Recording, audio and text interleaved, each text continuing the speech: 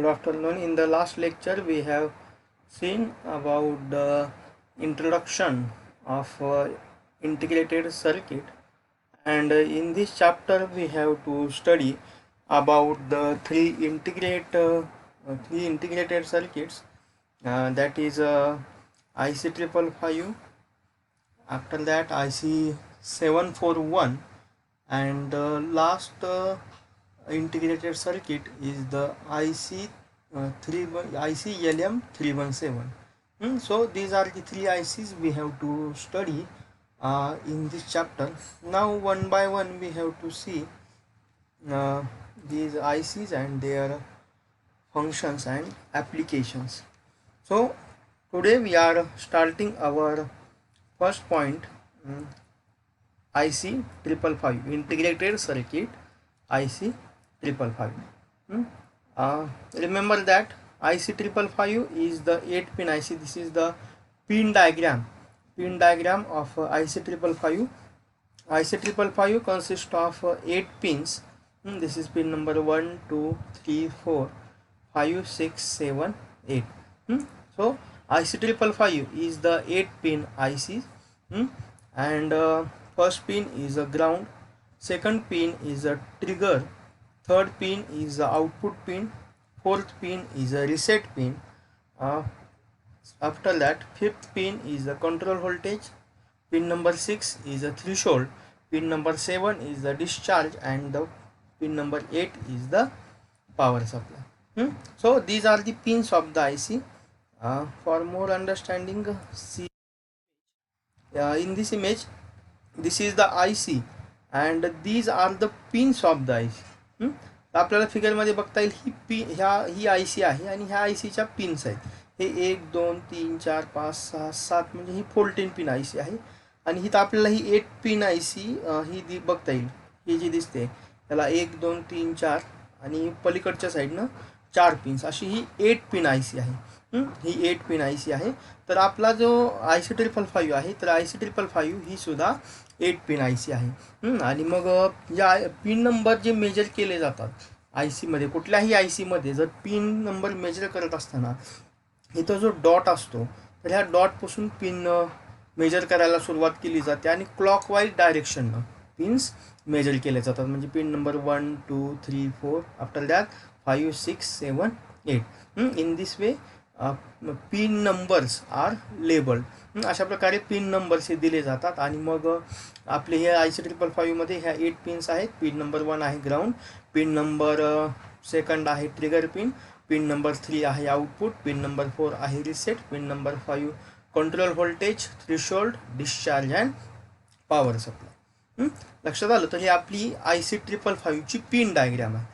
परंतु ही जरी pin diagram असली तरी काल आपण सांगितलं होतं की IC म्हणजे नेमकं काय. IC is the integrated form of the different circuit. IC काय आहे तर वेगवेगळ्या सर्किटचा इंटिग्रेटेड फॉर्म आहे. आपण बघितलं की ICचा यूज कशासाठी केला.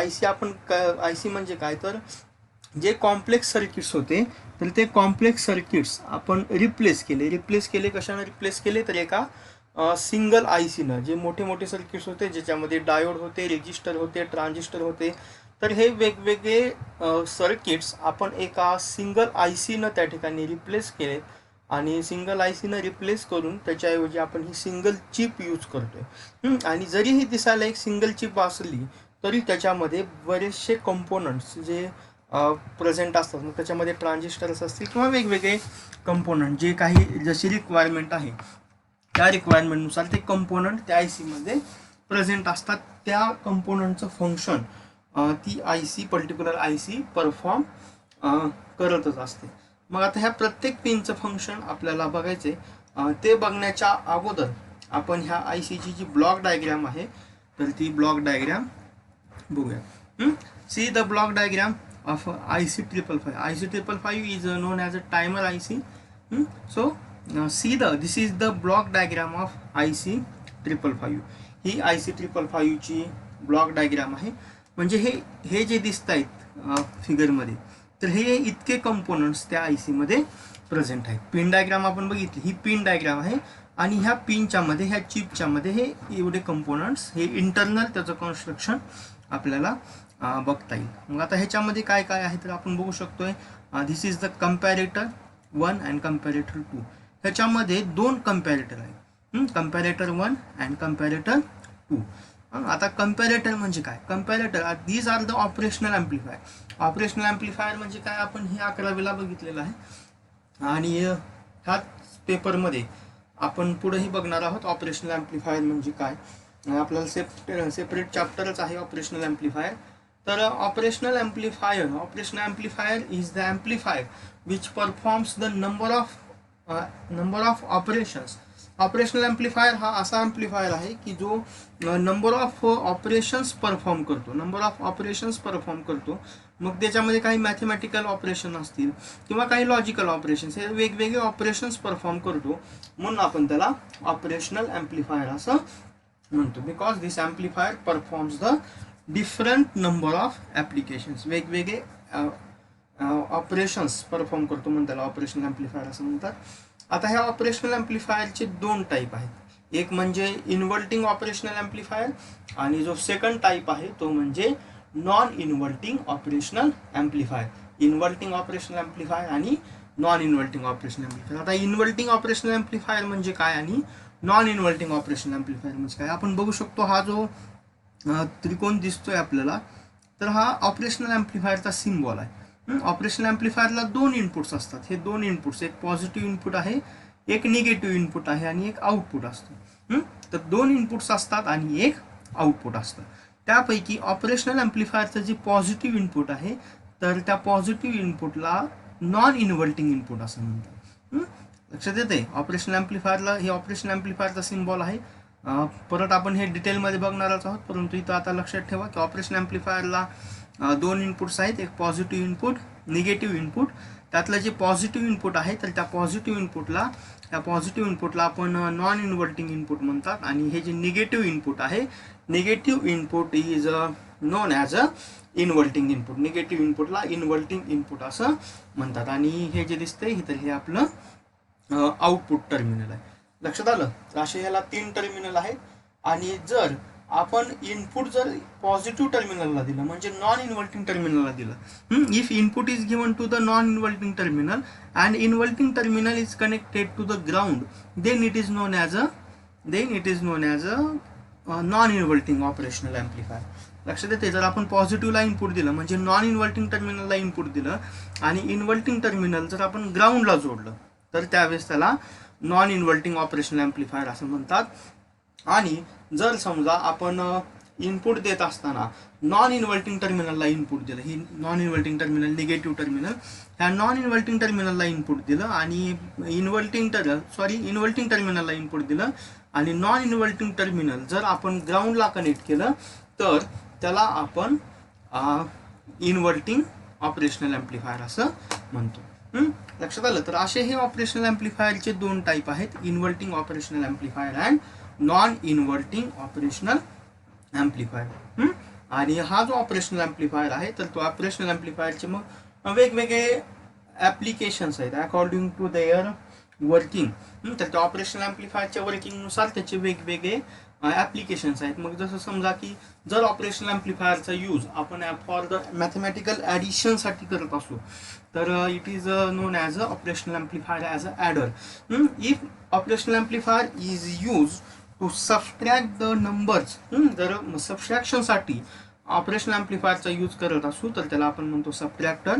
आणि मग डिफरन्शिएशनसाठी यूज केलं तर त्याला म्हणायचं डिफरन्शिएटर.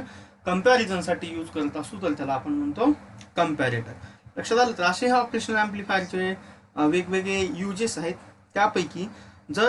त्यापैकी हा एक यूज आहे म्हणजे कंपॅरिझन. जर आपण ऑपरेशनल ॲम्प्लिफायरचा यूज कंपॅरिझनसाठी केला, दोन व्होल्टेजेसमधलं दोन इनपुटमध्ये जर कंपॅरिझन करायचं असेल तर त्यासाठी जर आपण ऑपरेशनल ॲम्प्लिफायरचा यूज केला तर त्यावेळेस त्याला कंपॅरेटर म्हटलं जातं. लक्षात येत? कंपॅरेटरचा यूज कशासाठी केला जातो तर दोन इनपुटमधलं व्होल्टेज, दोन इनपुटचं कंपॅरिझन करण्यासाठी ह्या कंपॅरेटरचा यूज केला जातो. आणि आपण फिगरमध्ये बघू शकतो की फिगरमध्ये आपल्याकडे हे दोन कंपॅरेटर्स, कंपॅरेटर 1 अँड कंपॅरेटर 2 हे 2 कंपॅरेटर प्रेझेंट आहे. हे जे रेजिस्टर दिसत आहेत 3 रेजिस्टर, ह्या 3 रेजिस्टरच्या साह्याने it is called as a potential divider or a voltage divider. ह्याला व्होल्टेज डिवायडर म्हणतात किंवा पोटेन्शियल डिवायडर असं म्हणतात. ही आपल्याला ही कन्सेप्ट आपण 11वीमध्ये बघितलेली आहे. त्यानंतर जो नेक्स्ट दिसतोय तो म्हणजे हा फ्लिप फ्लॉप आहे. Flip flop is a 1 bit memory cell. आपण ह्याच्या अगोदरही सांगितलं होतं फ्लिप फ्लॉप ही एक 1 बिट मेमरी सेल आहे. 1 बिट मेमरी सेल आहे. त्याच्यामध्ये वेगवेगळे लॉजिक गेट यूज केलेले असतात आणि this is the SR flip flop or RS flip flop. तर हा SR फ्लिप फ्लॉप त्या टाईपचा फ्लिप फ्लॉप आहे. ह्याला 2 आउटपुट्स असतात, एक Q आणि Q बार. ही 1 बिट मेमरी सेल आहे आणि flip flop means it's output changes after the clock pulse, each clock pulse.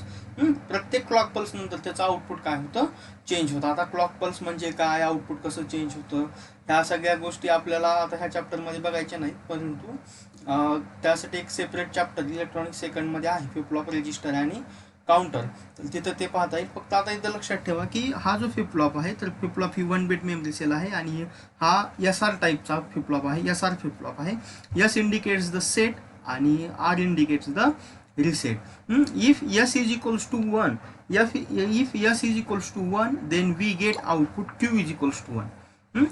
S is equals to 1 ज्यावेळेस flip flop S is equals to 1 असतो त्यावेळेस फ्लिप फ्लॉप सेट होतो. Flip flop set होतो आणि flip flop set झाला की तो हाय output म्हणजे आउटपुट 1 आउटपुट प्रोव्हाइड करतो. त्यामुळे आपल्याला आउटपुट भेटतं Q इज इक्वल्स टू 1. आणि ज्यावेळेस फ्लिप फ्लॉप रिसेट होतो, फ्लिप फ्लॉप रिसेट होतो कधी रिसेट होतो, when R is equals to 0. ज्यावेळेस R इज इक्वल्स टू 0 असतं त्यावेळेस आपल्याला आउटपुट भेटतं Q bar is equals to 1 and Q is equals to 0 because Q bar is the complement of the Q. हा जो Q बार दिसतोय हा Q बार ह्या Qचा कॉम्प्लिमेंट आहे. त्यामुळं ज्यावेळेस R इज इक्वल्स टू 1 असतं त्यावेळेस फ्लिप फ्लॉप रिसेट होतो आणि आपल्याला आउटपुट भेटतं Q is equals to 0 and Q bar equals to 1. सध्या एवढंच लक्षात ठेवा. बाकीची वर्किंग जी डिटेल वर्किंग आहे तर ती डिटेल वर्किंग आपण त्या वेळेस बघता येईल. त्यानंतर जो नेक्स्ट कंपोनंट दिसतोय तो म्हणजे हा ट्रान्झिस्टर आहे. हा NPN टाईपचा ट्रान्झिस्टर इथं आपण यूज केला आहे आणि इथं हे डिस्चार्ज टर्मिनल थ्रू इथं एक्सटर्नली कॅपॅसिटर इथं जोडलेला असतो पिन नंबर 7ला. तर आपण ही जी पिन डायग्राम बघितली होती तर ह्या पिन डायग्राम मधल्या ज्या वेगवेगळ्या पिन्स आहेत तर त्या पिन्स आपल्याला ह्या ठिकाणी ह्या ब्लॉक डायग्राममध्ये बघायच्यात आणि त्या प्रत्येक पिनचं फंक्शन आपण इथं बघणार आहोत. तर आपण जी बघितली होती पिन नंबर 1 तिथं आपल्याला दिसते पिन नंबर 1 आहे ground. Pin number 1 is a ground. Pin number 2 here pin number 2 is a trigger. Pin number 2 trigger, it is the inverting input of the comparator number 2.